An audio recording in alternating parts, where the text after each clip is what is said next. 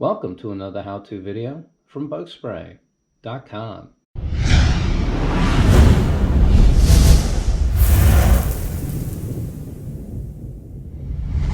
So in this video, it's basically an update of the continuing saga that has been happening here in my attic space.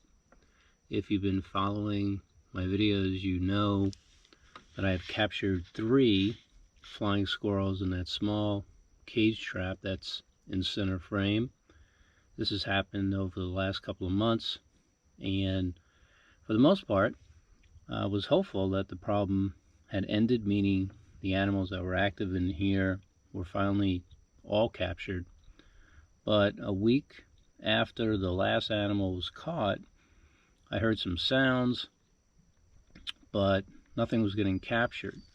So that prompted me to set out Old Reliable, which is the smaller solid trap design.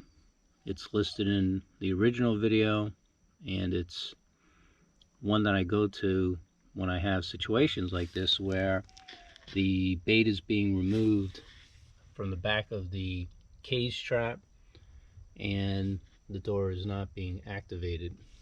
This is a good sign of a relatively small animal, something like a mouse or a vole, possibly a young roof rat. And sure enough, within a couple of nights, this little guy here was captured. So what do we got in here?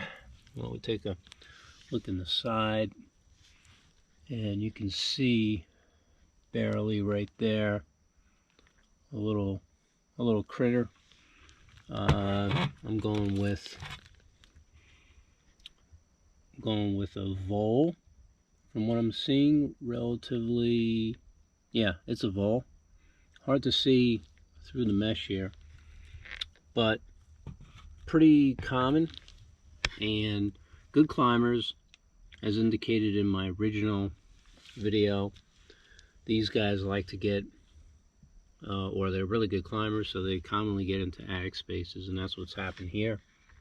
The solid design of this trap makes it perfect for smaller animals because it's got a lighter setting on the trip pan.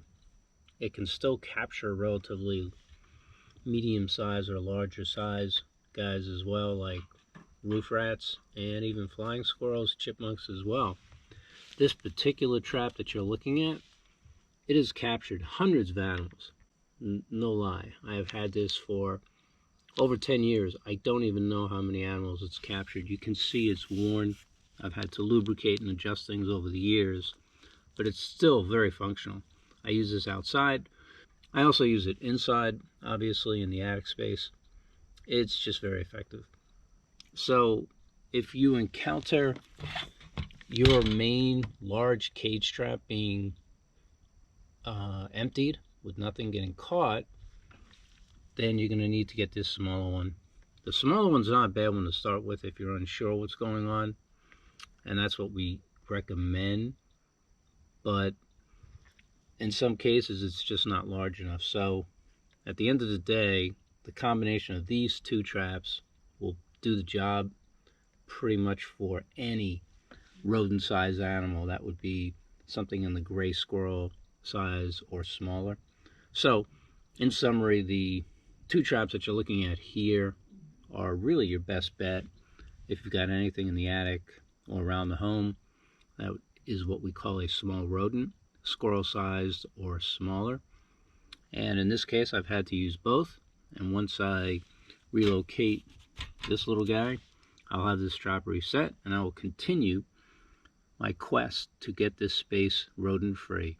The lesson here is pretty much reinforcing everything we've been talking about, and that is these animals will continue to follow in scent trails and utilize these spaces, and really you need to diminish and get rid of the activity, or at least the active animals, and buy yourself a time or a void where there's no animals that know about the structure.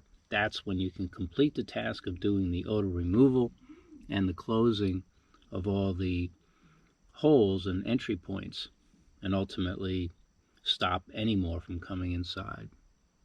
So thank you for watching this how-to video from Bugspray.com.